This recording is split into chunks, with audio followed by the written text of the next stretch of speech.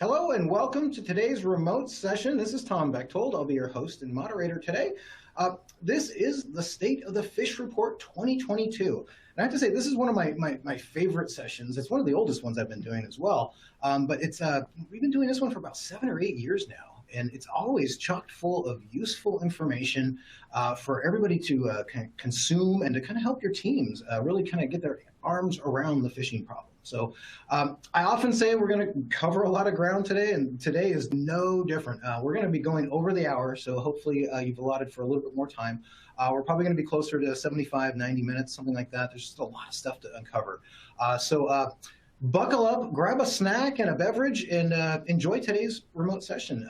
And be sure to submit some questions along the way. We're going to tackle those periodically throughout the program and at the end. And I've got a couple poll questions to ask you out there in the audience. So, phishing obviously still alive and well today. You can open up your email at any point and see a bunch of just stuff in there that you're like, okay, that's pretty fishy.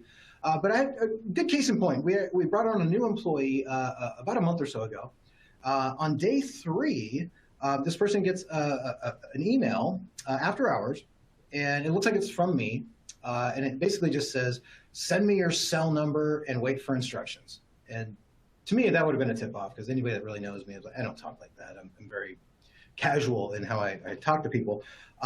But she kind of went along with it. You know, she was new. She didn't know any better. So she replies back, sends her cell number. And then they, boom, send her this laundry list, as me, of course, of stuff that she needs to go out and buy, gift cards and all that kind of stuff, which was a big red flag for her. And she was like, boom, I'm checking with the boss now. So she emailed, Brad here at Secure World. And he's like, no, don't do anything. You passed it, really, because you stopped them dead in their tracks. They didn't get what they're looking for. So it's alive, and people that are savvy can still fall for it. Somebody day 3 thought it was me. Now, when we actually looked at the email, it said it was from the real Danica Patrick at gmail.com. So that would have been a tip-off. But when you're on these after hours, you can't always see where the messages are really coming from. So we're going to talk more about this stuff today. But I want to just throw that example out there. It happens all the time. So we all have to be mindful and vigilant and help one another out with it. So that being said, I'm going to introduce you to our folks that are going to be covering and unpacking the report. Gretel Egan, she is the Senior Security Awareness and Training Strategist over at Proofpoint.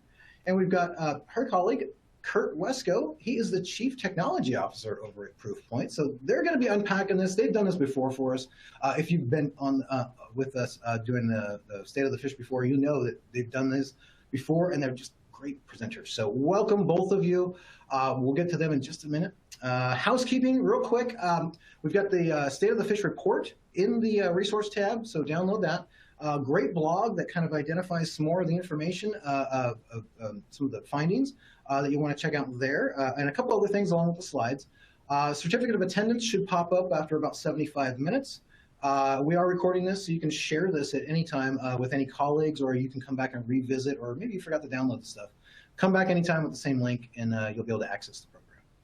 So that being said, we have Gretel Egan, the Senior Security Awareness and Training Strategist, an old friend of mine from way back now, I guess 8 or 9 years now. I mean, goes back to like Wombat Security before Proofpoint. She's going to be unpacking her portion in just a second, but I have our first audience poll question that I wanted to throw at you guys. So if you don't mind, take a look at the slides there. Did your organization experience a successful phishing attack last year? So in 2021, a successful phishing attack, not one that you guys were like, nah, nice try, but something that really did happen. Yes, no, or maybe you can neither confirm nor deny this. Sounds very governmentally secretive and whatnot, but go ahead and make your choices there if you wouldn't mind. We'll give you guys a few seconds here. Yes, no, or I just can't really share that information perhaps, or maybe you don't know. Did you get successfully phished? So we've got about half of the folks now. I'm going to go ahead and move on and see the results in just a second. Here we go. Okay, we've got some honesty out there. We've got some yes, we got some no's. Some folks were just like, nope, our stuff was good, and we didn't actually get a successful one. And then we've got kind of a maybe, or I can't confirm nor deny. Gretel, any surprises here? Really, really different from what we found in our survey, our global survey that we did last year. Wildly so. So it'll be interesting, I think, for people to see what we found in our survey from last year as well. And as you said, great to be here again. Gosh, Tom, it's almost like we grew up together at this point. So very happy to be here to talk about the report today, though. Awesome. Let's move on. The floor is yours. So take it away, and I'll meet you up at the end of your section for some Q&A. That's great. Hi, everyone. Thanks for joining today. Definitely appreciate you taking the time to be part of this webcast today. As Tom said, my name is Gretel Egan. I am a senior security awareness and training strategist, should be there on the slide. For Proofpoint, I am a CSAP, which is a Certified Security Awareness Professional, and I am the lead author of the State of the Phish Report. So something I've been doing for a number of years. It's for those who have joined before, have seen me talk about this report, and likely know that it is like one of my things to talk about. So no shortage of stuff to go over today, as Tom said. So I'll give you a look at the lineup for today from me. First, we'll do a very quick overview of the data sources for this year's report and kind of a snapshot of what I'll call the headline maker highlights. Those very kind of, important and shocking maybe, and in some ways frightening and terrifying findings that we had from the report. And then we'll look behind those headlines at some of the phishing impacts, what happened with ransomware, people who were infected, and did they pay, did they not pay, and talk a little bit about that. And then we'll take a look at pandemic fatigue and user risk and how those two things are likely contributing to some issues within organizations that are really specific to the climate that we are now in. Then we'll take a look at some security awareness and training statistics, including some of the benchmark data that everyone usually likes to take a look at, compare themselves against, and we'll cover some of the templates and topics that were favored by our customers in testing their users last year. I'll touch a little bit on culture and cybersecurity culture and building a culture and the impression of culture within organizations. And then, we'll have so much fun at the end there in our Let's Correlate section. And really what that's going to do is just kind of take a look at some of the separate findings that are presented in the report and, line them up together and see what's the different findings mean if you start to dig in and combine and look at how one thing influences another. So first, data-rich, data-driven. This is always our goal with State of the Phish. You'll see on the screen here 4 big sets of data that we borrow from, that we analyze, collect, and then, parse out, tell a story for you. That's honestly when I'm writing State of the Phish, I do think about the report as being a story about the state of the Phish in the prior year. So really actively try to connect the dots between multiple seemingly disparate pieces of information and data and tell a cohesive story that will help you understand and have takeaways that you can use and apply in your day-to-day as you think about what security awareness training means within your organization and how you're handling some of the user-borne risk and how you can become more people-centric in the way you design your defense in depth structures. So the headline makers. I said that we were wildly different in the survey a couple minutes ago. We had 83% of organizations saying they saw a successful phishing attack in 2021. That is quite a major uptick from the prior year, which was 57%. So big jump year to year, not reflected in this audience, which, congrats, kudos if your organization was not dealing with successful phishing last year. But we will go kind of behind the scenes on, what may have driven some of the issues that the people we've surveyed had with regard to successful attacks. We saw 68% of organizations saying they dealt with a ransomware infection, at least one ransomware infection last year. That was marginally up from 66% the prior year. And sure, Tom. I said a quick, do you think maybe they were phished and didn't realize it? Oh, I mean, that's certainly that's kind of what I'm thinking in the background here. If the numbers are that far certainly off, that's always a possibility. Yeah, okay, huge. Just wondering. Yep. Yeah. Sorry, I just had to throw that always out there. Potential. Yep, for sure. Worthwhile to butt in for that, Tom. And then the bottom, this kind of, bringing in the people risk portion. 97% of the working adults that we surveyed around the globe, and it was 3,500 across 7 countries, 97% said that they have a home Wi-Fi network. Only 60% of those said that they are password protecting that network. So, let that percolate a little bit in the back of your mind as we go behind the headlines here. Okay, so as I noted, we're going to look at phishing volumes and impacts, what ransomware infections look like, and what happened with payments, and the influence of user risk. So, behind those successful attacks, we saw attackers being more active in 2021. So no question about it that the people that we surveyed said that they were facing and seeing more attempts in general across the board. These first 3, bulk phishing attacks, BEC, spear phishing, these are modes that we've asked about prior. In this past year, we had a specific question around volume of email-based ransomware attacks. And what I mean there is that ransomware was the payload. This is asking, did you see email where ransomware was the payload itself? Not a later stage ransomware situation, but ransomware was delivered through email itself. And we saw a 12% increase in bulk phishing attacks year over year, with nearly 90% of people who responded in our survey saying they saw attackers attempting to use bulk phishing against them.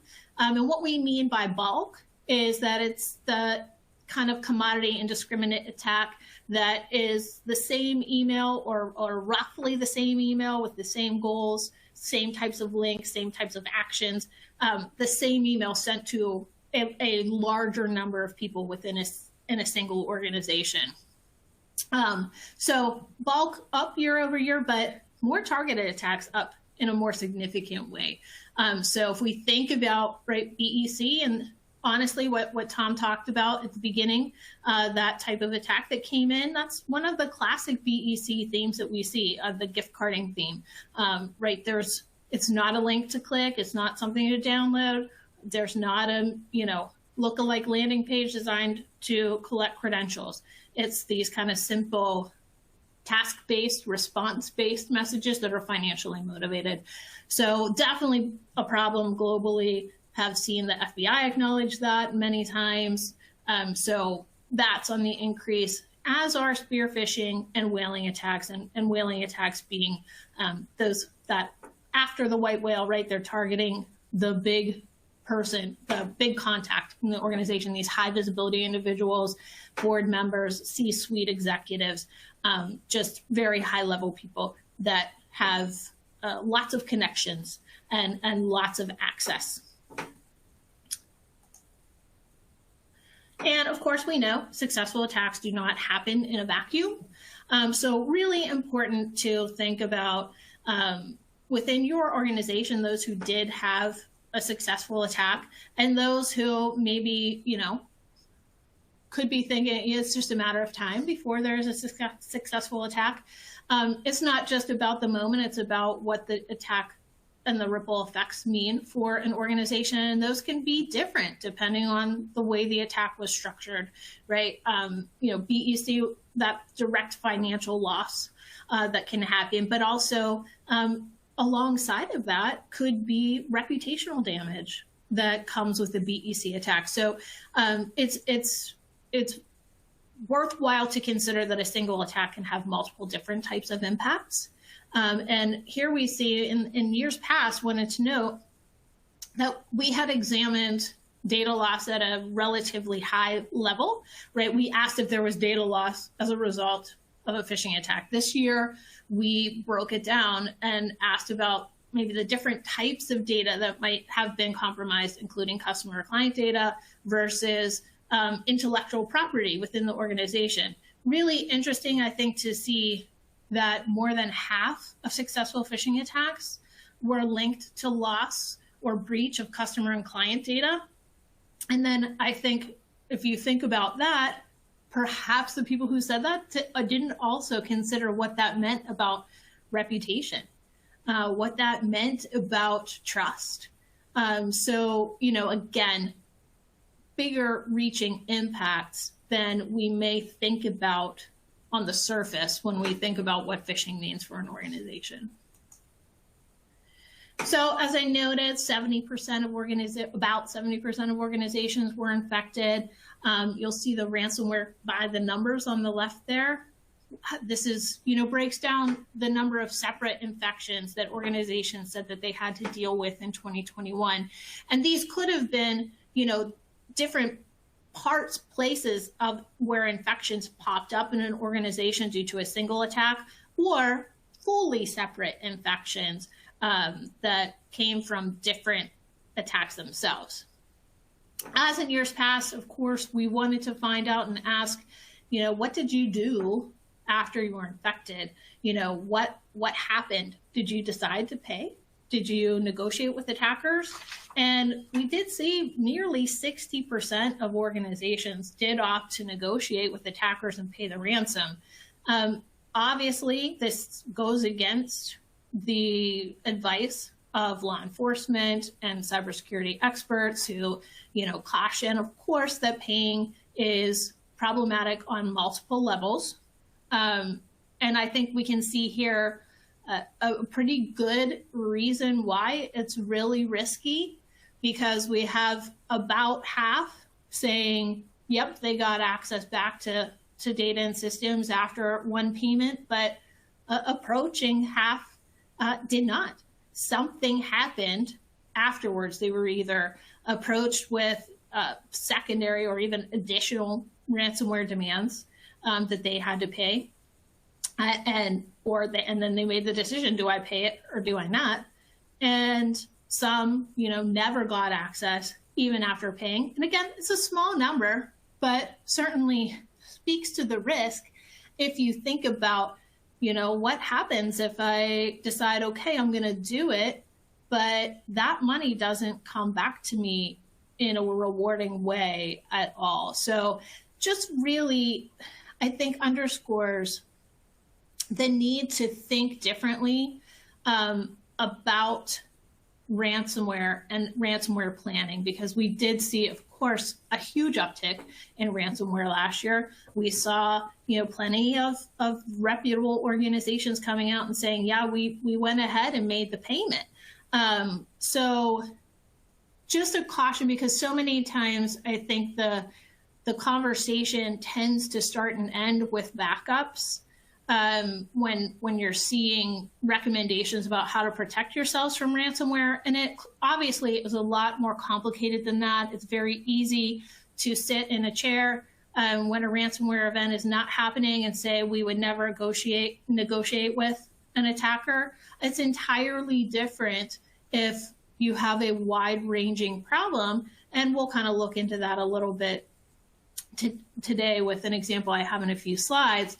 But, I think the conversation has to be complex. There probably need to be scenarios that you outline, and really you think in advance about what does it mean? What really does it mean? What's, if we were pressed, what's our number? What's our walk away point? What is, what are we going to, what really will we do if ransomware happens? Not hypothetically. Let's really try to map it out so that we are prepared. As someone I talked to recently said, you don't want to be in a moment where your hair is on fire and you're making a decision about, where's the water so I can put this out as quickly as possible. You want to try to be prepared and understand what you should do in the moment before the moment comes. So something I was remiss in mentioning, but I will mention now. Here you'll see the ransomware country spotlight. This is something you'll find in our appendix. And we do break down the regional findings up against global averages in that appendix for all of the survey questions that we ask both of the InfoSec and IT professionals, as well as the working adults that we surveyed. So if you want to, if you have interest in a particular country, region, you do have access to information about that that can be more clearly applied within your organization if you have regional offices. So this is another kind of behind the number idea, right? We saw it wasn't just about email payloads. It hasn't been for a while. Later stage ransomware is a big issue. All right, Proofpoint researchers last year through Q1, Q3 of 2021 identified nearly 15 million phishing messages with malware payloads that have been directly linked to really dangerous and profitable for attackers, right? Later stage ransomware. And the ransomware issues experienced this. This is the example I was referencing. Experienced by Ireland's Health Service Executive, which is HSE. This is a really great example of what later stage ransomware looked like for organizations in 2021. There were months went between a mid-March patient zero infection, and that infection was delivered through a weaponized Excel file in a phishing email. Months between that patient zero infection and the detonation of ransomware.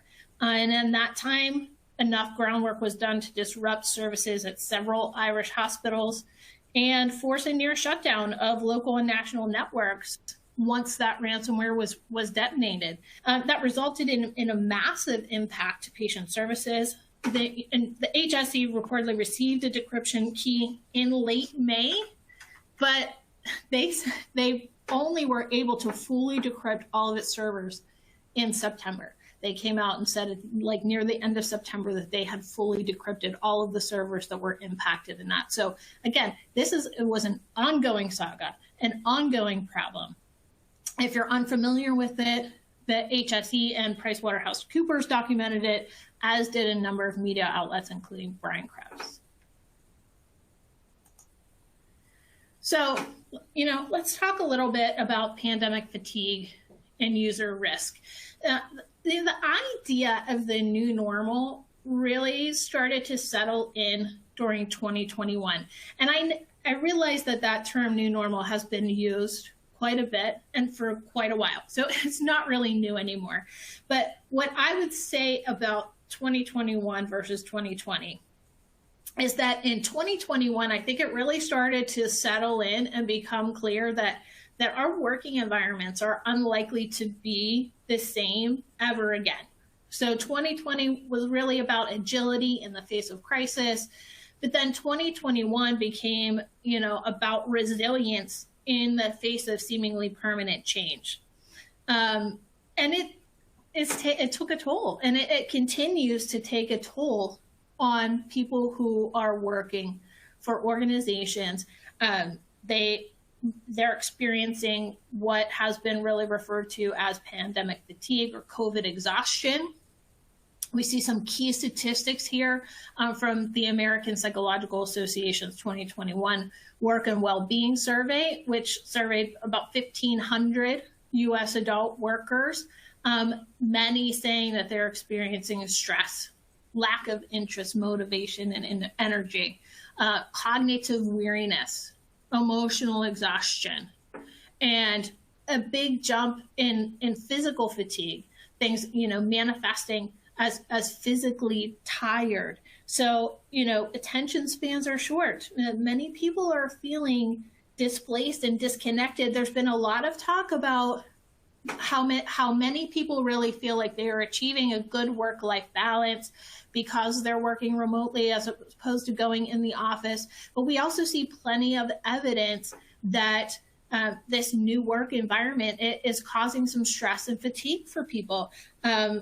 Some people may not appreciate having been forced to be in a work environment in which, it's difficult to focus, and balance is a significant challenge if family members are around and are demanding. So really important to consider that people are sometimes struggling to remain engaged in these work environments that are revolving around virtual conferencing and an overload of screen time. And people in a lot of cases, they're just not at their best. They're not as sharp and as engaged as they might have been 2 years ago. And that is likely leading to more mistakes in the inbox in other places. So just very important to understand how the environment could be impacting vulnerability at this point. And we're going to go a little bit into some things that have shown some findings that really reflect that. So those who have been following this report for a while, that we talk and ask these questions on a yearly basis of the working adults who take this survey. And for those who are not familiar, those who need a refresher, these are not fill-in-the-blank questions. We are not asking people to write their own definition of phishing. We present 3 options as well as an I don't know or an I'm not sure option. And we ask people, can you pick from these 3 options the right answer as far as what the definition of phishing is? We saw a concerning and slightly large drop in recognition of phishing as a terminology, and a smaller drop in malware. The bright spot, and if you wanted one in 2021, it's in the recognition of ransomware. So I think it's important to recognize that, recognition and remembrance, these are ongoing issues. And even though so many people are talking about malware, so many people are talking about phishing, even in mainstream, publications and news, it is not resonating with everyone. And the point here is, if you're using language that your users don't understand, then you are creating a disconnect that puts you at a disadvantage from a security awareness and training perspective. So just really, making sure that users have clarity and feel that what you're talking to them about has relevance to them, it's very critical for success. So still, let's talk about some of the risky business of users that is likely to have translated into exacerbated risk for organizations. And a lot of this, due to the pandemic. All right, talked about that. 97% of workers who have home Wi-Fi, only 60% say that their network is password protected. And it's a pretty major lapse in basic security hygiene. But the question I would have you ask yourself is, have you talked to your users about what they should be doing on their home Wi-Fi networks if they're working remotely? Do they have a good sense of how to do some of the key things that are important to protecting home Wi-Fi and essentially not conducting business on an open Wi-Fi network? So important to think about. Right now we know that attackers were busier and more successful last year, right? So we could certainly think that pandemic fatigue could have played a role in that. And, we do discuss other potential factors in the report in addition to pandemic fatigue. We see that more than 80% said they received a suspicious communication in 2021, and more than 40% acknowledged taking a risky action. And what we classified as a risky action is things like, clicking a malicious link, downloading malicious software, or exposing their credentials during, accidentally exposing their credentials to an attacker. with hybrid and remote work environments really translating into an increased attack surface for threat actors, it's really just possible that these at-home mistakes are transferring to organizational risk. And just really important to think about how much you're talking to users, and are you talking to them about easy steps that they can take to help minimize some of the risk. So this, again, is something we've looked at over the years. This is really important to look at. More than 55% of the working adults that we surveyed who said they have access to an employer-issued device, more than half are allowing friends and family to use that device to do these types of activities.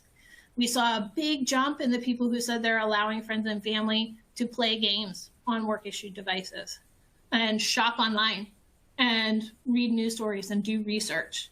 So interestingly, and it's a small number, but we had about 5% who said that they allow people to use the device, but they don't monitor or restrict how that device is used. So they are essentially handing over a work-issued device, an employer-issued device, to someone else and saying, however you need to use it is fine. I would imagine this, looking at the questions on top of the screen, that this certainly does not align with your acceptable use policies. It's critical to understand that a policy does not good behavior make.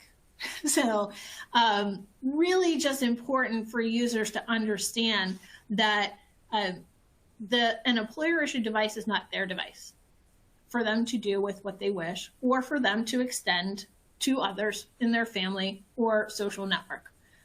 So if you are issuing devices to your employees, you should recognize that they are potentially being used in ways that you would never approve of, not just by an employee, but by employees, family members, and friends. So let's get into some of the benchmark data that everyone is always very interested in within this report. First, let's take a look at this. The average failure rate that we saw across all organizations in 2021 was 11%. That held steady year over year. And we did see a very large increase in the number of tests that our customers ran last year. So this is based on Proofpoint customer data, just to be clear. There was a huge jump year over year in the amount of testing that our customers did. So seeing the average failure rate hold steady at 11% is a really pretty positive sign. Here, breaking down what is behind the testing, right? Phishing template types, we support 3 primary types within our phishing simulation tool, and those are link-based and data entry-based and attachment-based tests. We see predominant use, of course, in link and data entry. This isn't misplaced. I'm not suggesting that it is, because we do still see attackers, of course, taking advantage of links, right? However, let's look at the attachment usage and the attachment failure rates. And let's think back to Ireland's HSE ransomware infection and the fact that the initial infection point was a malicious Excel document sent through email. My point is that even though attachment campaigns may be less likely, we still need to give some time to it. Particularly given the failure rate being so high on these types of tests. It's really important also to think about your organization and how it operates. Do you use and see, and do certain portions of your user base encounter attachments a lot? If they're not being tested, or they're being tested and they have a very high failure rate on attachments, this is a potential blind spot from a risk perspective within your organization. So really important to consider, if you're not testing on attachments, that you probably need to understand what the level of risk is to your organization and certain, portions of your user base. And we'll look at department data here shortly. So here are our top 5 and bottom 5 failure rates by industry. You'll see the dotted line that represents that 11% overall average failure rate. We looked at actually more industry data than ever before, and we've increased the comparison from 20 to 25 this year, so 5 more industries represented. And we actually saw some really positive trends for our customers overall. Again, a lot more testing in 2021, but that average failure rate held steady. We saw good improvements in general for industry failure rates. The lowest failure rate was lower year over year. It was 9% last year, so 8% as the lowest failure rate year over year, a move in a good direction. In addition, the highest failure rate this year at 14% is lower than last year's highest, which was 16%. So just in general, good movement by industry. So similar direction with department failure rates for this year's report. We expanded to 25 different departments versus the 20 that were in last year's report. Again, some really good improvements in the data year over year. The lowest failure rate here, 6%, edged out last year's lowest failure rate, which was 7%. The bigger improvement we saw was at the other end of the spectrum. Last year's highest failure rate was 17%. This year's 12%. So some really good movement among departments, and we do analyze things more specifically in the report itself. So haven't really covered this in years past that I can remember in this presentation, but wanted to take a look at the most used templates versus the trickiest templates among our customer base. And so you'll see that a majority of the most used templates here revolved around internal accounts and tools. And many of those have pretty low failure rates. It's really important to mix things up, in my opinion, in our opinion, when you're doing phishing tests. Though, most of the trickiest templates also mimicked internal communications. They use topics that are likely to draw kind of maybe a more immediate response from recipients, like the 2 separate dress code templates that you'll see in the trickiest templates there on the list. That emotional connection and impact is reflected in the failure rates. The lowest among the most successful templates is still 20% higher than the highest failure rate among the most used templates. It's more than 7 times higher than the lowest failure rate. So, it's sometimes a difficult situation, right? Difficult conversation to have with regard to testing users about certain topics, because some of these are very much could be viewed as kind of triggering tests. All right, and it could be a hard sell with the people who are reviewing and approving the phishing tests that you're creating to be sent around in your organization. And not all of these are going to be a good fit for every organization's culture. The same is true of some of the pop culture related tests that we'll talk about later. But regardless, the fact remains that attackers are not at all concerned about offending or frightening or tricking your employees. So it is important to consider that even if you're not testing people about these types of approaches by attackers, that you are at least making your user base aware that attackers are using these types of tactics to try to manipulate them. I've said this before, if you think about the Grease song, How Low Can You Go? Like, there's no bottom. We've seen no bottom. I don't expect that we will ever see a bottom in the types of tactics that attackers are likely to try to use to their advantage. All right, so to borrow from the purple one, prints for the young or the uninformed, right? Electric word culture, it means many things and it's mighty hard to define. So the reality is that, right, culture is kind of like maturity. It's a pretty nebulous term. Many things factor into it, and every organization is likely to interpret the term a little bit differently based on what is important to them and their mission and their overall atmosphere within their organization.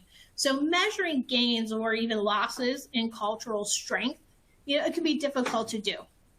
But still, there are some key dimensions to culture that can and should be assessed in an ongoing basis. In particular, you should gauge employee perception of your organization's commitment to cybersecurity, the role the users feel they should play or that they need to play in protecting your organization, as well as their confidence level in identifying, reporting, or acknowledging security incidents.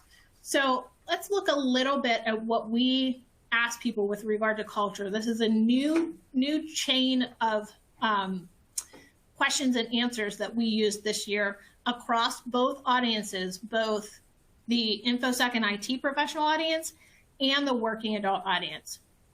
So we asked, what's the level of cybersecurity within the organization? Ask this of both audiences. And with regard to the level of cybersecurity priority for employees, what we asked our InfoSec and IT audience was for them to state what they believe to be the level of priority for the average end user in their organization. And for working adults, we asked them to gauge the level of priority for themselves, how much they themselves prioritize cybersecurity. And so assessing factors like these can reveal some obstacles to achieving a strong security culture within your organization. And in part, it really can show where some disconnect between perceptions of that security teams and executives may have and what the employees' feelings really are about a topic. And we did see some disconnects when we asked these similar questions to our two different survey audiences. First off, the fact that 35% of InfoSec and IT professionals said cybersecurity is not a high priority for their organization is kind of borderline alarming. That could have been a headline maker for me. But we do see some other key disconnects. InfoSec and IT professionals have a more positive view of employees' commitment to cybersecurity than employees themselves have. If we look at the charts, 89% of the IT and InfoSec professionals said it's high or priority versus 69% of respondents to the working adult survey. Working adults are more likely to say cybersecurity is a priority or a high priority for themselves, and they are to say the same about their organization. So 69% think it's a priority or high priority for themselves, but only 65% said the same about cybersecurity for their organization. And then we have 10% of working adults believing that cybersecurity is a low priority or not a priority for their organization. So some really important disconnects that we see in looking at these types of questions when we're talking about comparing InfoSec perceptions and employee perceptions. So I just want to let this one sit here for a moment as we reflect about it, right? Also, just, Prince was pretty great. So, but, let's go crazy when we look at this result and this finding. More than half of the working adults that we surveyed think that if they have a problem at work, an IT team will identify and address the issue without their involvement. They do not, there is some perception among users continued that there's something really magical about the IT team, and they immediately know when there's a problem of any kind. So even if people make a mistake or they think they've made a mistake, they could be saying, you know what, if it really was a mistake, my IT team will figure it out. So what we see is potentially, a lack of proactive response from working adults. a belief that, you know, cybersecurity is IT's problem and is not my problem because IT can take care of it whether I participate or not. So very, very important to think about as you consider, you know, what do your users think IT is capable of versus what do they think they need to participate in. So let's correlate a bit. So one of the 2021 trends we saw was that brand abuse was rampant. We saw exploitation of legitimate services, abuse of Microsoft and Google in hosting and distributing malicious content. You know, it's really important that employees understand that, you know, attackers operate in this way. But so what did we see? All right. Only 52% know that familiar logos and contact information aren't an automatic indication of safety. All right. So nearly half of people believing or not really sure about what it means when they see a known logo or brand in their email. Some people just truly believing that if they see something that looks familiar and trustworthy, then that email must be, you know, trustworthy as well. Only 37% know that files stored in the cloud can be malicious. There's a big disconnect here, especially when we think about what I just said on the prior slide, people taking advantage of storing and distributing through legitimate services. And then if we look on the training side, look, only about 40% of organizations are covering cloud-based threats in their training programs, and only about 27% covering social engineering. These are key topics right now. And if they are not being addressed with users, then there's just not enough awareness of how attackers are operating, and you're not giving users a chance to be strong defenders for you. This is another trend that we saw last year. Our researchers, telephone-oriented attack delivery, or TOAD. These are really just kind of multifaceted efforts that use a combination of call centers, fraudulent emails, well-designed websites, mobile apps, attackers using remote access software to get into unsuspecting users' computers, and of course, malware downloads that have been linked to later stage ransomware. This is an interesting attack approach because it can seem counterintuitive from an InfoSec perspective, right? Because the user has to participate actively in these types of attacks for them to be successful. You know, in some cases we see, you know, for example, there was an attack last year that pretended to be a notification of an expiring free trial for a streaming service. And the user or the targeted person or the victim receives the email, and in the message it says, hey, your free trial is expiring and we're about to charge your card, I think it was about $60, right, for your next year's subscription. But if you don't want this to happen, call the phone number. So, and the victim actually initiates the call to the attacker in this case. And someone on the other end of the line walks them through the process of making sure that their credit card does not get charged for the fee that it was never going to get charged for in the first place, right? So in these types of attacks, you have users maybe exposing banking information, being walked into a process where they're downloading a form that they have to fill out, and that form is actually, malicious document or file. So again, it seems so counterintuitive to InfoSec that an attacker, that a victim would participate so fully in something that ends up compromising them. However, I think we have to think about how intuitive it actually feels for the user, right? That this is a process that seems right, it seems safe. They're making a phone call to a call center, someone is helping them, they're doing the right thing in their mind, they've not clicked a link, they've not visited a dangerous website, they've not clicked and provided credentials. So just really important for users to understand these different multifaceted ways that attackers are operating. So what's the vulnerability behind these types of attacks? We saw, almost 70% of organizations said that there were phishing attempts against their organizations last year, but we saw only about 24%, 25% of users, only about answering what is phishing correctly, being able to identify what phishing means. And then, less than a quarter of organizations are covering this topic in their training programs, and only about a third are using phishing or smishing simulations to test user response to these types of attacks.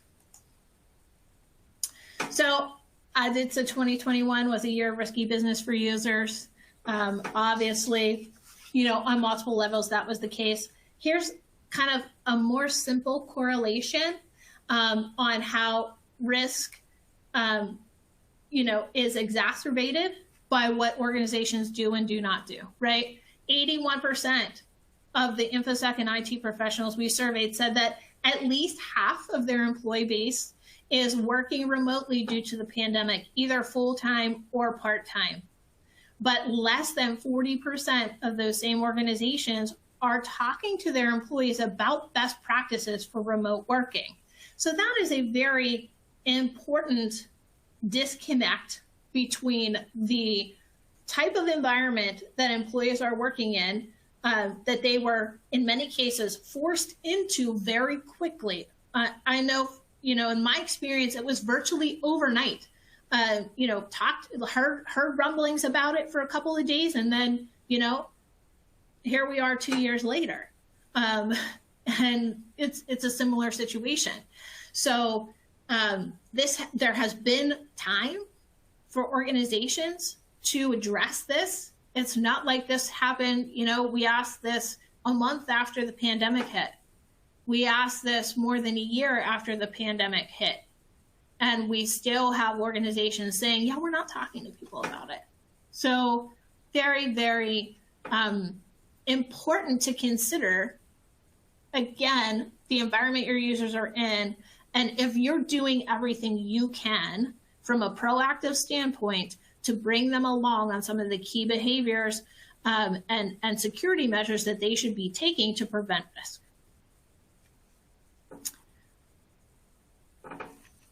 Tom, I think you mentioned that there might be some Q&A at this point. There is some Q&A right now, and I've actually got some anecdotal stuff too that I wanted to kind of run by you. All right. Love the Prince stuff. I was waiting for a little red Corvette to pop in, so I'm a little disappointed there. But I'm ready to pop into a little red Corvette, but that's not in the cards today. No. So I was really thinking about this slide that you had up, the Let's Go Crazy. And it was, to me, it almost seems like people think that IT is like magic. So I was more like the Queen song, It's a Kind of Magic. Yes, so, there we go. I'll have to remember that. Experience if you don't really understand how technology really works. So you've got a lot of people that are not used to using technology. As you mentioned on some of the other slides, they've been given a laptop and it's like, here, go forth and do your work.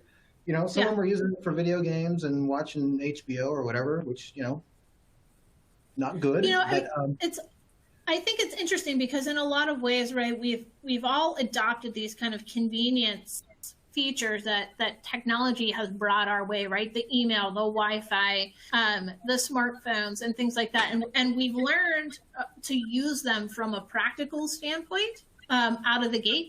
We've learned that we need to use them and incorporate them into our day-to-day work lives. But now we're basically kind of trying to backtrack, in my opinion, and teach people how to use them safely because they weren't taught how to use them safely out of the gate. They weren't taught about phishing when they were giving an email account. They're given an email account and then later on they're told to take training about it. So it's just an interesting conundrum, really, right? Well, and kind of continuing with this was, they think it's magic, right? And then all of a sudden they get a phone call from somebody that claims that they're with the IT group and there's a problem on your computer. It's not their IT group, it's some thief, right? And so they fall for it. So we're not setting folks up to really have the mental picture of what they really need, it sounds like. I agree. And, back to that, a number that for me personally, find rather alarming is that 27%, only 27% are covering social engineering as a topic within their programs. And that is really, for me, a topic that serves so many purposes, right? Because if you teach users about social engineering tactics and techniques, those tactics and techniques are used across so many media. Right? They're used in email, but then, they're used in text messages. They're used in phone calls. They're used in lookalike websites. They're used in social media posts. So if, additional emphasis on social engineering tactics and techniques beyond the fear and urgency, right? We see in Russia, Ukraine, that conflict situation, almost immediately popping up are these fake charity scams, right? They know people want to help, and people are giving, and they want to participate. So it's much more, the emotional manipulation is about so much more than fear and urgency, and really borders around, a lot of triggering emotional response. Including being helpful, being excited, being concerned, being, worried, all of that stuff. So I think that. No, go ahead, Kurt. I would say, Thomas, I think I'm going to bring up too, a question Laura asked in the chat around how do you combat users who feel it's too much information to tell them, gets back into that whole, is this my responsibility?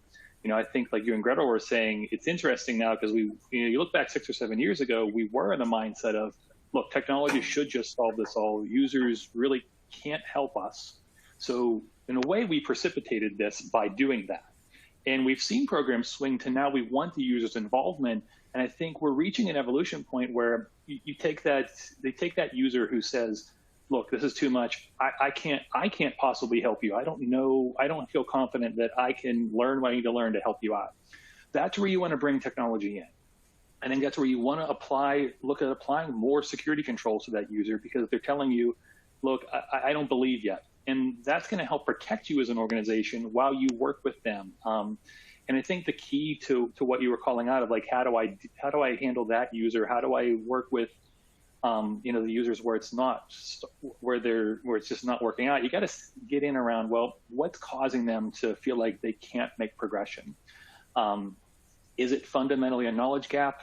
Is it culturally they just don't think it's relevant? They don't think it's their responsibility, period. Because if you get at the root of that, that'll help you figure out the next first step. With users who feel overwhelmed, you might just want to set a goal of, look, all I need you to do is understand these 5 topics that like Gretel was showing. There's still lack of awareness of some of these fundamental terms like ransomware and phishing out there that can be your first goal with them. And just like you would look at career progression, right? You're not going to take someone and turn them into an expert in something in 1 year. The same is true with security, and that's why we really need to look at security controls working alongside a learner progression, and us putting higher controls on it first where they need it to help them learn, and then as they learn, you dial it down. You'll get more out of your security budget that way by applying the controls where they're needed. I think too, Kurt, to that point, and to address Laura's question, if we think about that terminology, those simple awareness gaps, there may be a situation where you should examine how you're presenting the information to your users as well. Are you sending them a 30-minute, 45-minute training, or asking them to complete, 6, 7 modules in a month where they feel like all they really can do is kind of plow through things and get it done.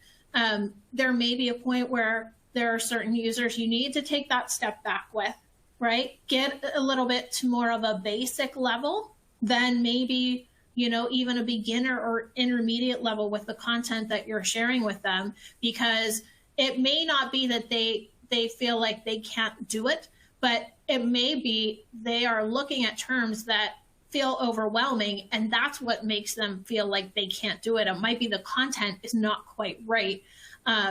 And then, think about potentially switching to something like a micro-learning approach where you're delivering, 3-minute, 2 to 5 minutes guided various training approaches. Okay. So yeah, so that's great there, Laura, knowing that you're doing kind of the micro learning approach. And I think what Kurt is saying is when you have the users that are saying, hey, I'm not sure that I feel like I'm out of my depth here. That's, like he said, a great time to consider what can you do from a control perspective and a technical perspective that helps to mitigate risk with that user while they get to a comfort level and they feel more confident. Yeah, an amusing anecdote. I mean, I don't think every user would be this way, but I had a CISO who said, look, based on my SIM attack program and the consequences they had with it, and we'll get into consequences in my section later, but they had manager meetings and such with people. That user actually said, hey, I actually want you to put web isolation around all my link clicks. I know I can't be trusted. I know I need to learn. Can you give me that safety net? Because I just want to stop making mistakes. So not everyone will come forward like that, but it was interesting that when confronted with situation, the end user like, yeah, I actually want IT's help with this. What can you do for me? I think you're going to look at it as like an opportunity to work with folks and discover the pain point to kind of make it more of like a sales approach to it, sort of. But really determine, where is that disconnect, and then you can kind of tailor it, I think. So excellent. Let's move on. We've got a whole other section to cover with Kurt. Kurt, of course, is the Chief Technology Officer at Proofpoint. Before I let him go, we've got another poll question for the audience. So if you'll direct your attention to the slides. How does your organization use end-user reported emails in your program? So lots of choices there. I'll read these, maybe abbreviate some of them. We have access to data about reporting of simulated phish in real-world messages, and we reward employees that report emails. That's kind of a cool idea. We have access to data about reporting of simulated phish in real-world messages. We have access to reporting of simulations, but no access to real-world reports. We have access to real-world reporting data, but no access to simulated data. Okay, we've got variations going on here. Users have access to an in-client reporting tool, but we don't track the data. Interesting. We don't have in-client reporting data tool. Okay, maybe you need to go on. All right, so there's your options. Please go ahead and make your selection now. We've got a few people that have done it so far, but go ahead and make your selection. Lock them in now if you don't mind. Appreciate that. And we'll see the results in just a sec. Let's see here. So it looks like, let me make sure I've got them all. Looks like most people have access to data about reporting of simulated phish in real-world messages. And then you've got some that just don't have a reporting tool at all. That's about 20%. And you've got folks that we have access to data about reporting of simulated phish in real-world messages, and they reward their employees for reporting the mails. That's about 20% as well. Kurt, anything surprising here? The first one definitely was kind of a head-scratcher, but I think this one might be more in line. Yeah, I think this is something we're seeing as a progression with people, especially, really, I applaud those in the top 20%, because as we'll get into, having a positive reinforcement in your program is honestly key to rolling out some of those consequences that we see a lot of customers doing, and avoiding the sentiment in your organization turning negative and employees feeling like they can only fail. So it's great to see that, and it's great to see people connecting simulated phish and real world data inside of the program, not just looking at one side or the other. I think this is, with email being that #1 threat vector, this is the place to start when you look at linking your education program, your awareness program, to real world action and real world outcome. In terms of being able to say, this is actually the impact I'm having, and really these reports are the key for that. So great to see about 75% of people doing something with that. Definitely. Where the rubber meets the road, right? So exactly. Excellent. Let's let me advance there for you, and over to you, sir. I'll meet up with you for some Q&A at the end of your session. Great. Thanks, Tom, and I'm excited to be back. So I was going to say, let's just dive right in. All right, so I wanted to start from the top and take a look at security awareness programs and what we found from our research of how companies are putting them together. Let's start out. I want to start out with email, and I'll give you an example of the types of things you can do to assess risk and use that to iteratively improve your users' abilities.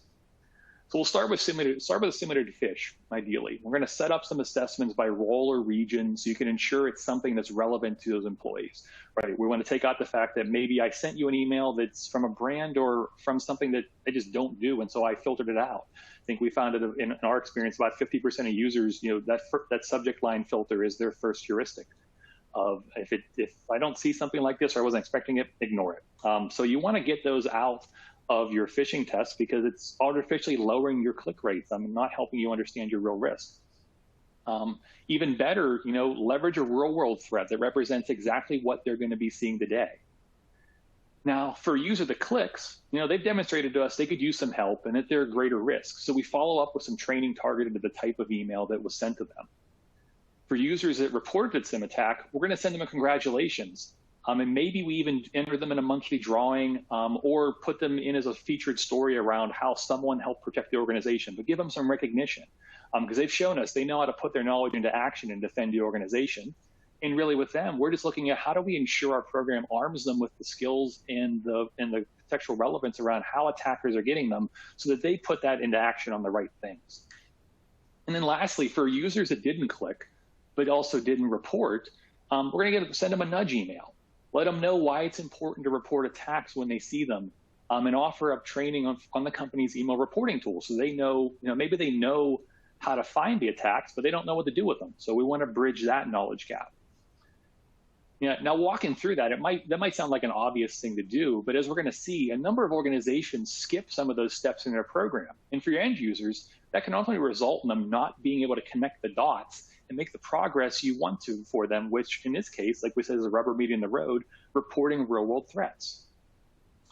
So first, I'm sure to no one's surprise, 99% of organizations we surveyed have a security awareness program.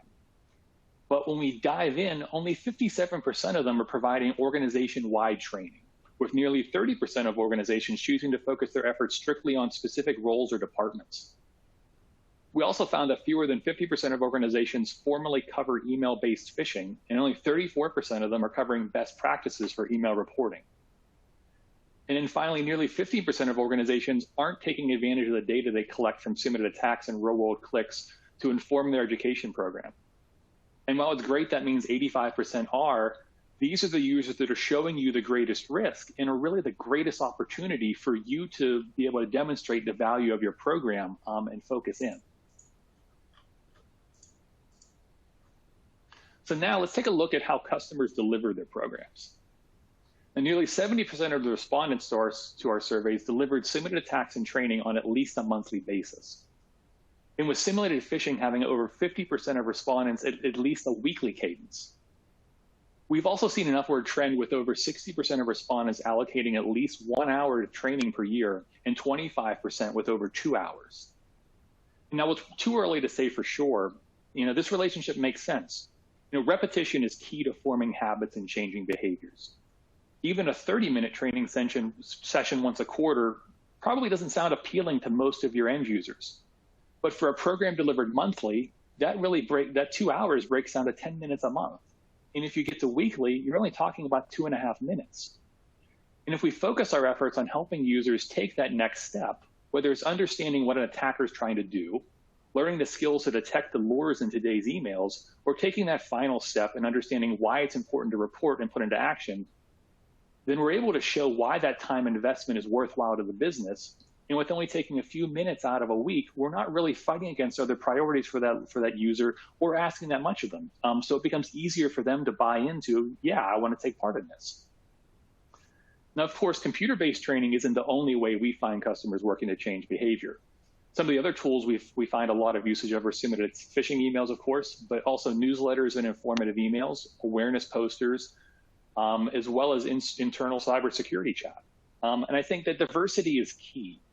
If you connect with your users in different ways, first, it allows people to learn the way they want to. If perhaps they prefer chatting with people, and if that's what gets to them and gets them started, all the better. By flipping it up and providing multiple options, it helps to keep things fresh and also allows your end users to engage more frequently, because you don't want to just keep watching for example, the same show over again. People like diversity. So the more you can offer to them, the better. Next, let's take a look at what topics our customers are focusing on. Now, not surprisingly, just as I focused on in sort of some of these examples, email security, malware, and ransomware are at the top of the list. These topics dominated the threat landscape this year, and so it's great to see that organizations are also using information and focusing their programs in on what they're most likely to be attacked with. Now, I'll say is the one that surprised me here the most is that 25% of organizations, or only 25% of organizations, leveraged role-based training in their program. And to me, this is a missed opportunity, especially when you think about your most at-risk users, because contextualizing training and introducing examples of threats they're going to see in real life and relating it back to the job they do with the tools or examples of a scenario that is exactly what they're doing, that really can or improve their ability to gain those skills and understand how to employ them more quickly. So it's something I always recommend people take a look into, especially if they find that they have certain departments or employees where they aren't seeing the improvement that they need to see, or where they need to tackle that risk quickly.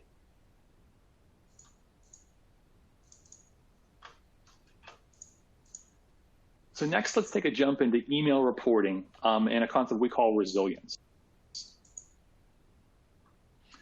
So automated reporting is a key security tool. Monitoring, tracking, and trending reporting rates can be a key to understanding the success of your program and where you need to do better.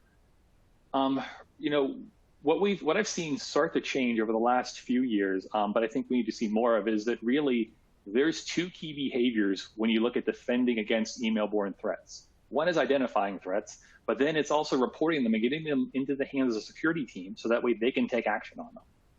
Unfortunately, a lot of organizations only focus on that first identification and really focus in on just click rates in terms of judging the success of their program. And we'll see a little later as we dive into the resilience rates, the resilience factors that people are seeing, that can be challenging and ultimately can lead to you not necessarily being as aggressive with your program as you should be in aligning it with the threat landscape. Because it creates this race to the bottom that's going to stop you from wanting to use more difficult phish potentially. Because if, compared to last quarter, you see your click rate on a similar attack double, you're going to get questions when you're presenting it at your board or to your C-suite. And so ultimately, it makes us a little more risk averse. And that's really one of the reasons we came up with resilience, because we wanted to help organizations balance failure rates with reporting to show a more complete picture of how their users can help them battle against the real-world threats. Now, on average, our Phish Alarm customers saw a 15% reporting rate on their simulated attack tests. If we combine that with our average failure rate, that turns into a 1.5 resilience factor.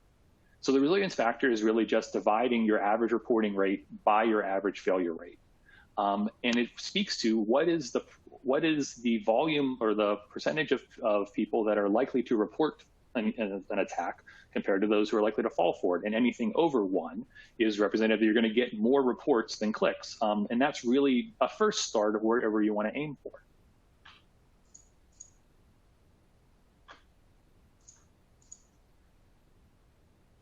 So one of the reasons I love resilience is because it's a metric that supports you in having more flexibility in your program. When we only focus on, like I said, we only focus on failure, it can incentivize us to avoid doing things like targeting the latest threats to the users that would have got them, using more difficult phish to understand if users are leveling up and progressing, or ultimately, I think doing one of the key things that you purchase a simulated attack product for, measuring your real-world exposure. And doing something like where you may randomly sample users and send them exactly what they would have got to really get that true click rate that you would be seeing if threats were getting through your gateway. So some of the keys that we saw were, one, 26% being the top reporting rate for organizations in 2021, and that's 3% higher than 2020. Coupled with that, our top resilience factor was 4.3, with an average of 2.1 for organizations. So that means, with people who are tracking this and driving towards it, saw at least, or on average, double the reports that they saw of their clicks. And some of our best organizations that focused are seeing 4 times the reports. And similarly, this year, we saw an improvement from last year at 6 to only one organization that is seeing on average, or one industry that was seeing on average more clicks than more clicks than reports. Now, that's one thing I do want to call out in terms of how we calculate resilience. You'll see in the report is, while that would normally mean you'd have a value below 1, we actually invert it and then multiply and then make it negative, because we feel like the negative actually more rightly represents the impact of that.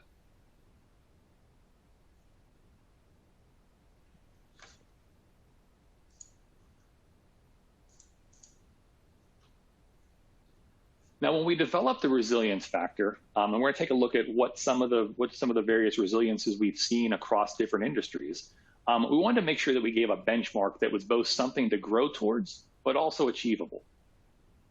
And as we looked at historical data, we found that some of the best performing programs were able to see campaigns where they had reporting rates as high as 70% and click rates below 5%. And when we talk with CISOs, the idea of saying that you were 14% or 14 times more likely or you get 14 times more reports for a given threat than clicks, they felt like that was a really good aspirational goal for their organizations to target. Now, ultimately, no one's been able to sustain this level of performance based on what we've seen in our data. But ultimately, it really did represent a good aspirational goal that gives you some room to go up and down and still have a good stat. So that way you can continue to increase the level, increase the difficulty, and do things within your program without having to explain it to people. When we take a look at some of the best performing organizations, we see them having 3 to 4 times, like I said, 3 to 4x on their reporting rates, like aerospace, electronics, and legal, who we'll see an interesting stat about in a little bit. And also, I think something I want to call it equally is you see none of them are getting that with a failure rate of 1 or 2%. So that's what I really love is in seeing organizations that have embraced this. They're not focused on driving. They're not really focused on driving their failure rates down. They're okay getting it to a low level, and then really focusing on how do I get all of my users reporting these. And we've also seen a great improvement across the board. With our education industry being the only one barely dipping below on that positive resilience factor. In hospitality, I'm going to call it being a great example, as they have the lowest failure rate amongst all of our industries here, but yet because they don't have a high reporting rate, they're not really able to drive themselves up this leaderboard. So I love how that's just really showing how it's giving you a balancing effect, and that we really want to focus people on that end goal of reporting threats.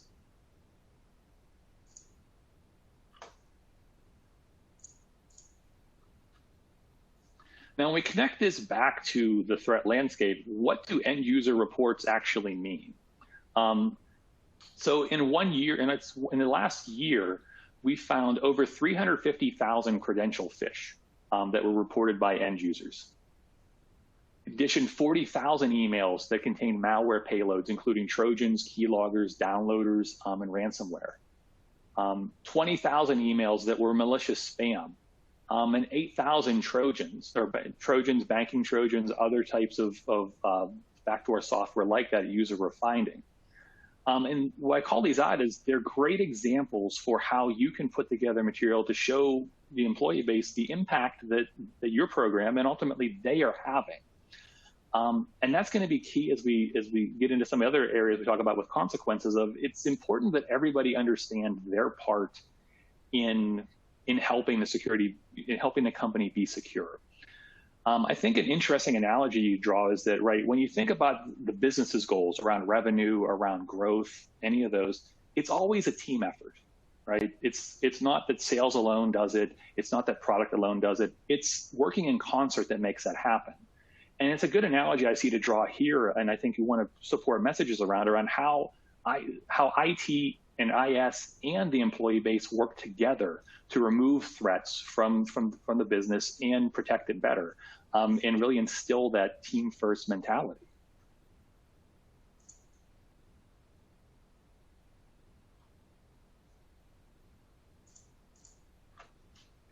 Now, here's where I want to give that shout out to the legal industry. Not only did they have one of the highest resilience factors, but they also had the highest accuracy rate on reporting real world phish. Because, right, a key here is that, okay, if we get our users reporting, but they're kind of blanketly reporting everything and not able to get precise on this really is a threat, it can really overwhelm our teams. I also want to call out education. Even though it had a lower resilience factor, their users are really able to hone in on real world threats. And they're having a 41% accuracy rate with their end user reports. And while a mature program can get rates well over 50%, while your users are learning, we find it very important to have automation in place to help your SOC teams manage that increased end user report load and turn them into action. Because even if we look at some of the lower accuracy rates, if there's only 2 out of 10 end user reports that are real world threats, those 2 still matter, and quickly removing those 2 threats from your environment could be the difference between a successful phishing attack and being able to move on and not having an incident to clean up. So some of the tips we have for improving your reporting and resilience is, 1, coaching users about reporting and ensure they know how to report. A lot of times we find with organizations, it's critical to roll out with your reporting button training and education. It explains where it is, why it's there, and how the information is going to be used and what they're going to get out of it. And when you do that and market the tool to them, we see organizations having a much quicker uptick in their users leveraging their reporting buttons and getting value out of it. Secondly, alongside it is communicating the positive impact user-reported emails can have within your organization. That's where those success stories can be critical to long-term engagement with users around using it, because everybody, it's a new thing. They want to report first, but then, they zone out to it. So continuing to message around that can be key to getting that continued growth. You want to make sure you have training that helps users understand when to report and allow them time to grow their confidence. So key here, and this is where you get into your similar to that question Laura asked, is if you just send difficult emails to everybody and they can't find them, they don't get that repetition and practice in terms of reporting. So you want to make sure that your simulated attack program focuses in around leveling and giving end users opportunities to practice reporting emails. So as you're looking at your departments and your results and finding out where things are working, where things are not working, beyond just addressing users, potentially having meetings or other things with users who are going to fall for them, you may want to also pull out simpler examples and target those towards those users to give them an opportunity to succeed. Not only helping them, feel like they can accomplish it, but getting them, that familiarity with, when I see something I'm suspicious of, okay, this is exactly how I do it. You want to shift organizational focus away from failure rates as really the only stat. Like we said in the beginning, that's why I love the resilience rate, because ultimately to do well with it, you have to do really well at reporting emails. And so it gives you, and by balancing those 2 out, like I said, it just gives you a lot more flexibility in terms of what you can do in your program and calls out that positive end action. And like we're saying, sharing success, highlighting real world phishing attempts reported by employees, highlighting it gives you an avenue to also bridge into highlighting the threat landscape and making awareness of security and what the IS team's priorities are, and getting that in front of your end users so that you're all working together towards it, and they're not going to fight back some against that view that, well, security will just fix this for me. It's here's the threat, here's how security is helping, and here's how we need your help.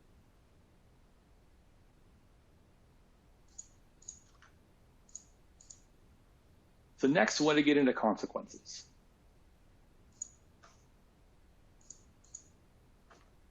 So some of the key findings from our respondents were, first, 55% of organizations taking disciplinary action against employees who fall for a real-world attack or simulated phish.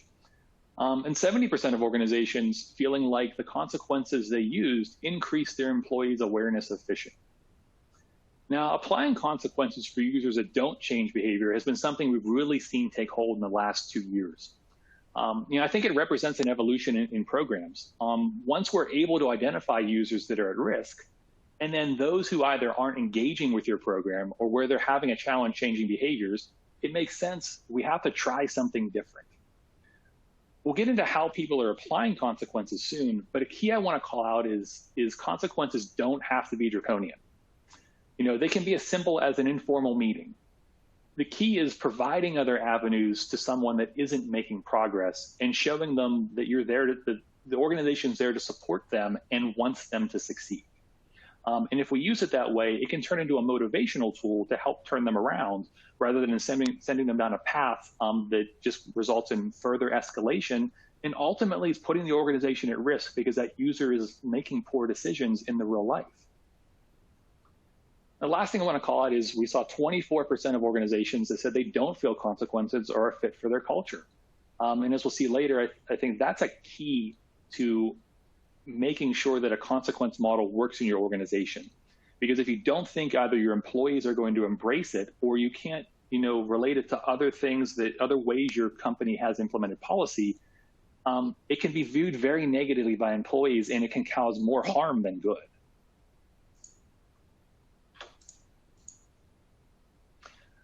Now, there's a lot of variance in terms of how we're seeing organizations deploy consequences, especially regionally.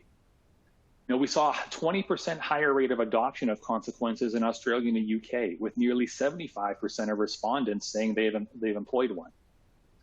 We also see variance in how customers employ their consequences, with Australian organizations tending to engage their HR teams, UK companies more often and not leveraging monetary penalties, and in the US, we have tended to rely on our managers and escalating through our managers having conversations with employees as that first step.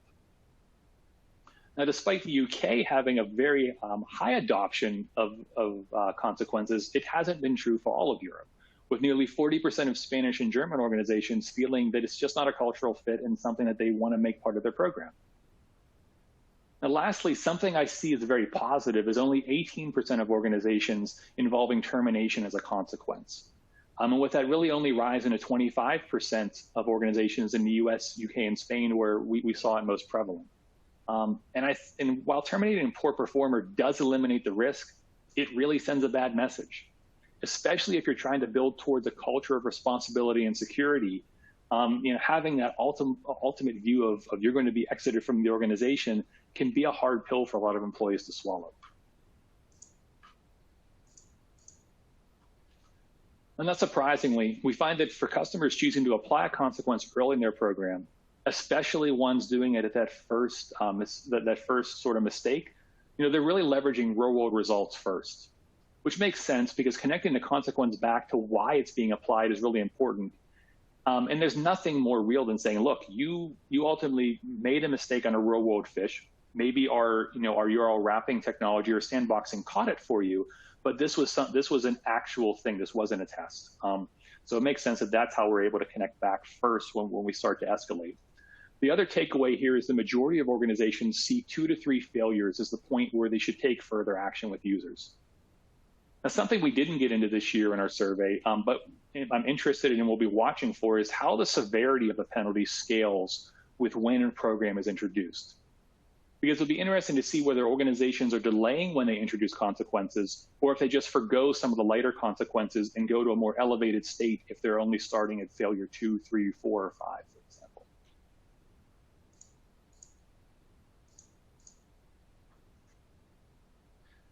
Now, if you heard me talk about consequences in our series on security culture back in October, you may remember that I said fairness is key to employee acceptance. But based on the data so far, it looks like we still have some work to do here, with over 60% of respondents citing either a mixed response of complaints from their end users around their consequence model. I think that what can be challenging about a consequence model is it's something that will likely start from your CISO or management group as a way to address those users where you're not making progress or where there's repeated failure. But it ultimately has to be something designed in a user-centered way, because it's only going to work and have the impact you want if your users accept it. And that's why I really emphasize fairness, because research has found that it's key to getting employees' acceptance really to any policy.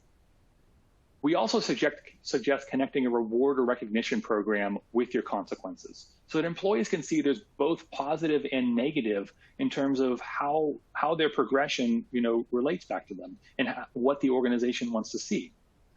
My guidance is reward frequently and use consequence to drive action. Now, and behind this really is that unfortunately with people, it's often that bad news is what drives us to action. whether it's, you went to a doctor and got a bad report that, hey, you need to start exercising now. It's those things that really maybe drive us to then, live a healthier lifestyle. But if we've looked at, the apps that we see for weight loss or the apps for learning, it's those small positive rewards that are going to keep us on track and keep us coming back on a day-to-day basis and drive that improvement we need to see.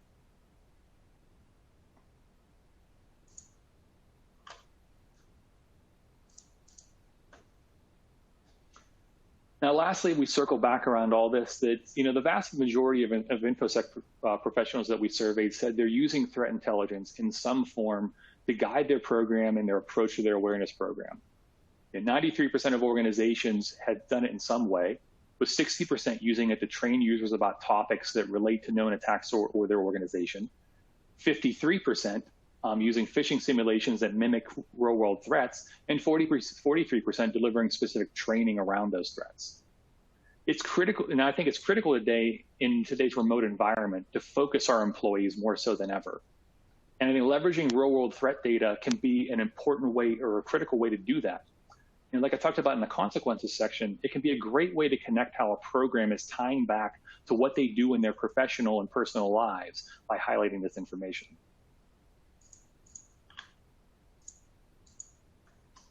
To finish up, really, whether you're talking about looking at resilience and, as we talked about with a 14x as being an aspirational goal, but in driving towards that, and we saw organizations get to 4 or 5x, or when you think about the fact that the threat landscape, the world is changing constantly.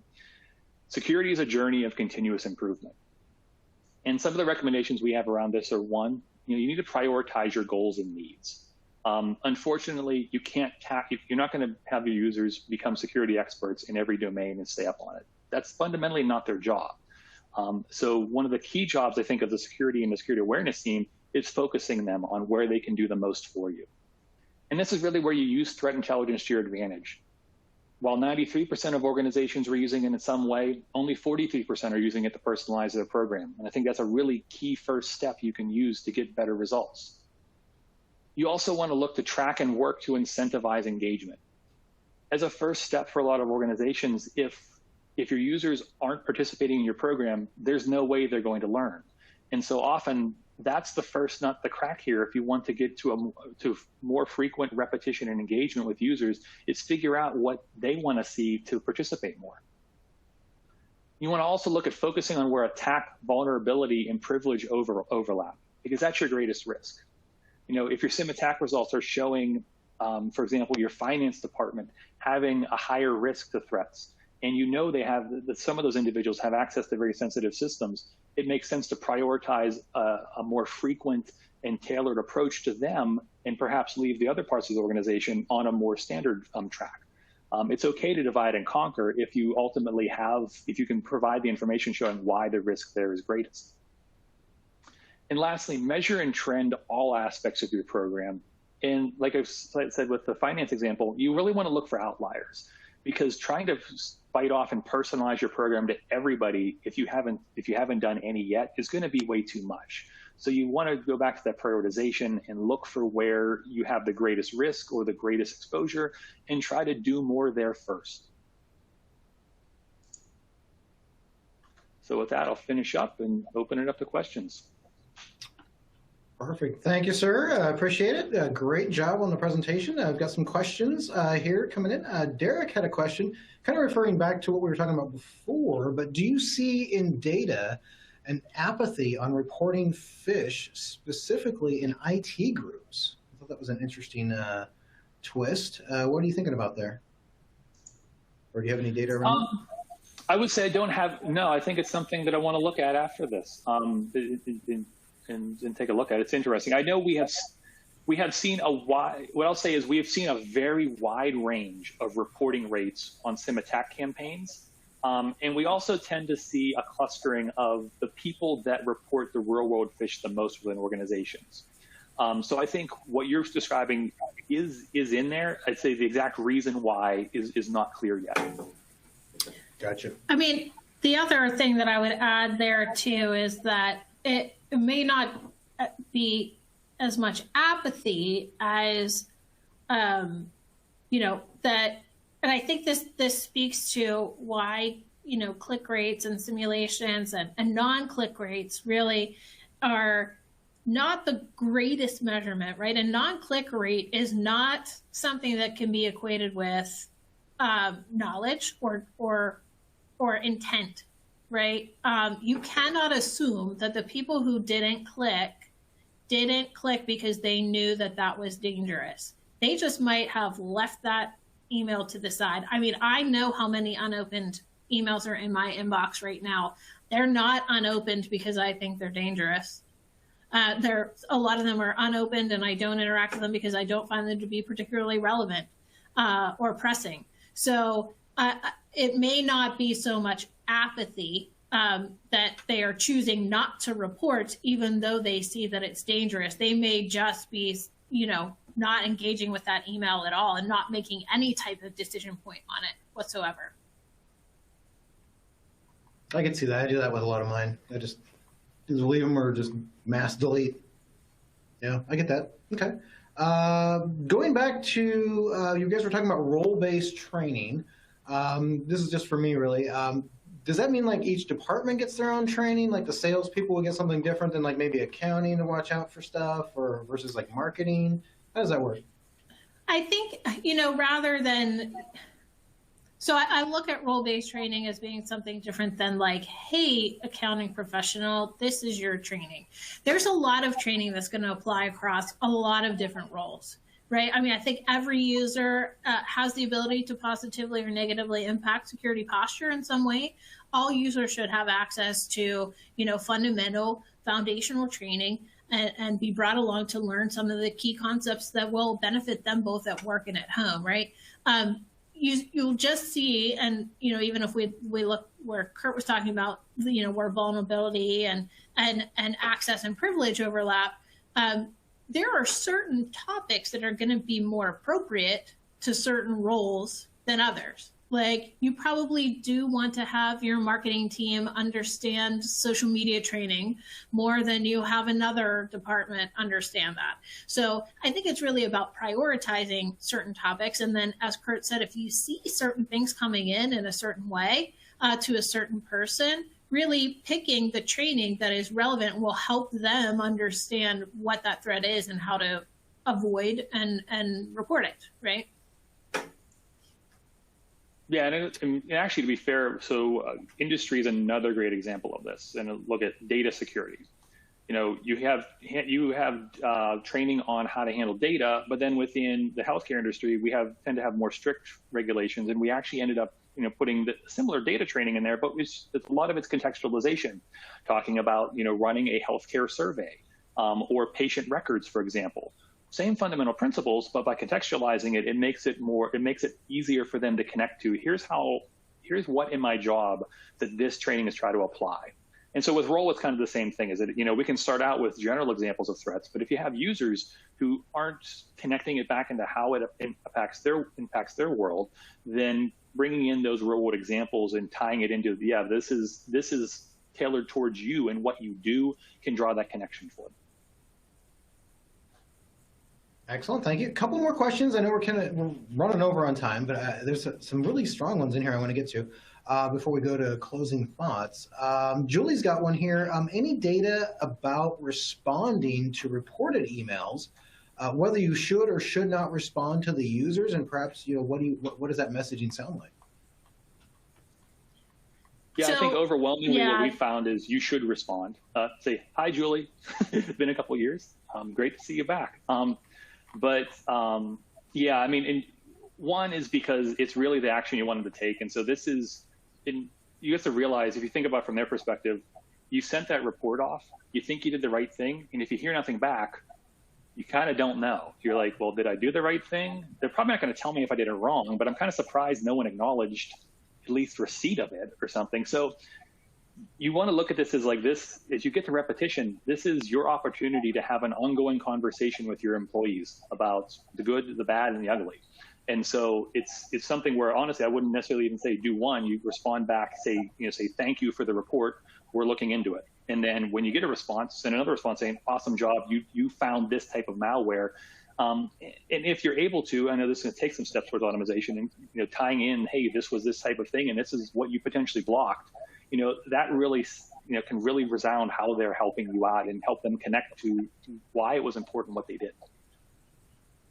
And just just to that, actually, sorry, Gretel. There's another comment from the audience that kind of ties into that, because they were talking about when you do that. Let me find it really quick here.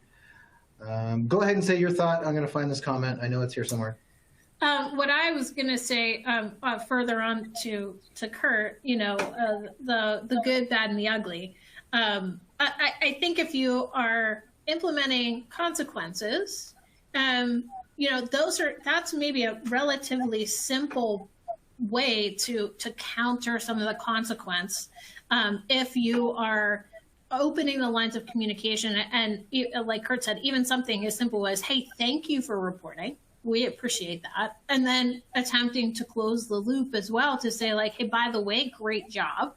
And I see Matthew Miller in the comments said that, that they don't reward per se, right? But in some ways, a positive recognition of behavior is rewarding. I think that we could all acknowledge that when someone recognizes our good work, it feels rewarding. It doesn't have to be a monetary reward, in my opinion, to be considered rewarding for the user.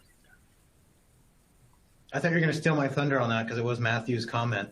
But they actually take that real phish that gets reported in the past month, and they'll send it out in like a monthly newsletter or article to their organization as a great catch. So I thought that was kind of cool that they would, as a recognition thing. So good for you guys. Cool idea. And Julie, I didn't recognize your name at first. You were on my remote sessions before, so welcome back. Thanks for the reminder, Kurt. Might have been with you guys, actually. I'm thinking when Julie did the security awareness training one with us. So welcome, and thank you for coming back. Let's see, next question here. This one's going to wrap it up for us, I think, because we are, like I said, over time. But Jose has a great question. Let's start with Kurt, and then Gretel, if you'll finish it off. How do you prepare staff when you're ready to add an email phishing service? I think this is a pretty good question. So Kurt, you're the CTO, big brain guy. Give us the answer. Well, I think the key is explaining why you're bringing it in and how you're going to use it and how it's going to help employees grow. A lot of times, if you leave it open-ended, I think a lot of employees are going to look at it and say, they're bringing this in to test me, they're going to try to trick me, and only have a negative view of it.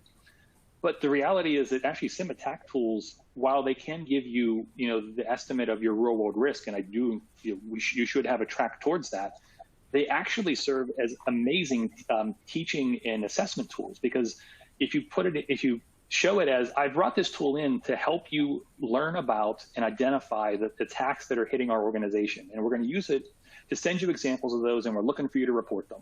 And you know what? If you show us that if you do fall for them, don't worry. A lot of our people are going to do that. And we'll have some training that's going to help you identify the next one and report it. And it's, when it got into the earlier part about, like, if you tie that in with some leveling and give them some easy wins after that, it help them build back up. You can present it as like, this is a positive learning tool. It's not a tool for trickery. I mean, 100% agree with you, Kurt. Communication is so key on so many different levels, right? And even if we look at consequences, right? But there's no real good way to positively measure, like, a message around things like termination and monetary penalties and things of that nature. But I think choosing your words carefully when you present what you're doing and how you present it and keeping it in the positive, right? That even if you're considering part of your escalation path is if someone engages, they're going to have a meeting with someone from the IT team, or they're going to have a meeting with their manager.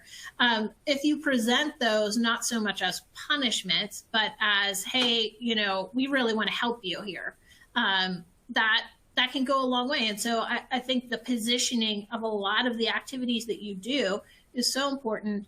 And then, of course, I would say, too, your stakeholders need to be aware of what you're doing and how you're testing. And of course, the end users are stakeholders, but I'm talking about, like, if you're doing an IT themed test, the people in the IT department really need to know that test is going out. because they may be approached by people about it. So just making sure that people who should be in the know do know what you're doing when you're doing specific tests. That's important as well. Yeah, don't forget HR. They might need to know that too. Just, people start going to them with questions, about it. Because, a lot of times, people are confused. They might think that the training is coming from HR versus IT. So I think that's a valid one to think about as well. Thank you so much. I appreciate that. We are really out of time. But I definitely, one thought from each of you, 30 seconds or less, please. We'll start off with, let's let ladies go first. We'll have Gretel. Give us a 30-second. If nothing else, what would you want the audience to take home from today's session? So I'm actually going to... Uh-oh. Well, I guess Kurt's going to go first. I think you just froze. So Kurt, go ahead, and then we'll come back for her. Yeah, I'll say purpose, focus, and thought. I think the programs that have challenges are the ones that try to cover everything and do everything. I think now more than ever, we have an immense amount of data to help us understand where our risk is and where some of our biggest holes are. And I think it's important to figure out how you can focus on those groups and drive improvement there. And I think it's okay to kind of have a more baseline approach with other users and then figure out some ways to target. So I just encourage you to focus on things and tie it back to results you can get. Appreciate it. Thank you. And a nice little cliffhanger there. Gretel, just leave us hanging there with your words of wisdom. Hey, I love to keep it exciting, Tom. If nothing else, that is certainly what people say about me.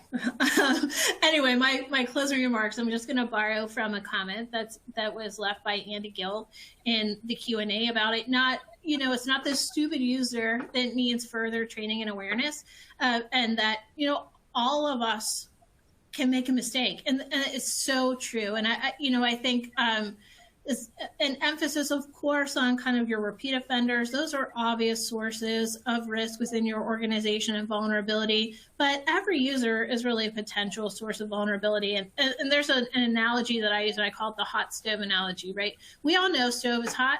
We all know that a stove's going to burn us. It doesn't mean that we are never going to burn our hand on a stove again. We make mistakes, we get distracted, things happen. And this is where I think reporting, in my analogy, comes in, right? You don't want to just hide your hand behind your back and do nothing about it. You need to run it under cold water. You need to get it taken care of. So that's really, I think, the emphasis too is, even if a user makes a mistake, it's so key for them to be able to have comfort level in reaching out to the IT security team to talk about it and report it. Excellent. Thank you both so much. Gretel Egan, Kurt Wesco, thank you so much. Thank you to the folks over at Proofpoint for making this possible. Really, just a great report. We love having it every year. If you haven't downloaded it already, it's in the resource tab. There should be a link in there for it. You can also get our slides today. That's in there as well. The only thing I would really add here is that, you just got to really just make it easy for people. If people have this perception that IT is going to take care of it all and they don't have to do anything, it's going to seem like magic. And they're just going to do their normal stuff. So you got to really watch out for that stuff. That's really all I have to say. And just share knowledge and make it easy for folks, because that's really, and one last thing I would say is fatigue. That's where a lot of mistakes happen. And we're all doing a lot more with a lot less nowadays. Just remember to take some time for yourselves. You guys are doing a huge critical job for a lot of your organizations. Take some time and just revamp over the weekends and evenings and things, and share that with your end users. It's okay for them to do this stuff too. So I think a lot of us just get overwhelmed and we're just focused on work and we just start clicking through to get stuff done. And that's where a lot of mistakes happen. So just watch out for that and just kind of take care of yourselves out there. So that being said, my feel-good message for the session, just take care of yourselves, people. But we have more stuff. There's a lot of remote sessions coming up this month. We've got Rise of the Machines, the new identity threat. That's coming out next week while I'm actually doing that one live from our Boston Secure World event. So that should be interesting, doing that one on move-in day. So how to start an effective secure coding training program. That's going on March 15th. Primetime cybercrime, phishing, BEC attacks, and staying one step ahead of the bad guys. That's going on St. Patrick's Day. We've got a special presenter on that one. We've got Brian Krebs, if I'm not mistaken. So that one should be fun. And then how code security can help meet regulatory compliance. That's going to happen on March 22nd. So more stuff coming down the line. Got a lot of more remote sessions. Of course, you always get CPE credits for attending, and you get to meet cool people like Kurt and Gretel. And there you have it. That should be enough right there. That being said, again, thank you all for joining us. Again, it was a long one, but you do get 2 CPE credits. You should get an email later today that acknowledges that, but you can also download that now from the little widget bar down there at the bottom. So thank you all for joining us. This concludes today's remote session and the 2022 State of the Phish Report. Thank you all, and be well.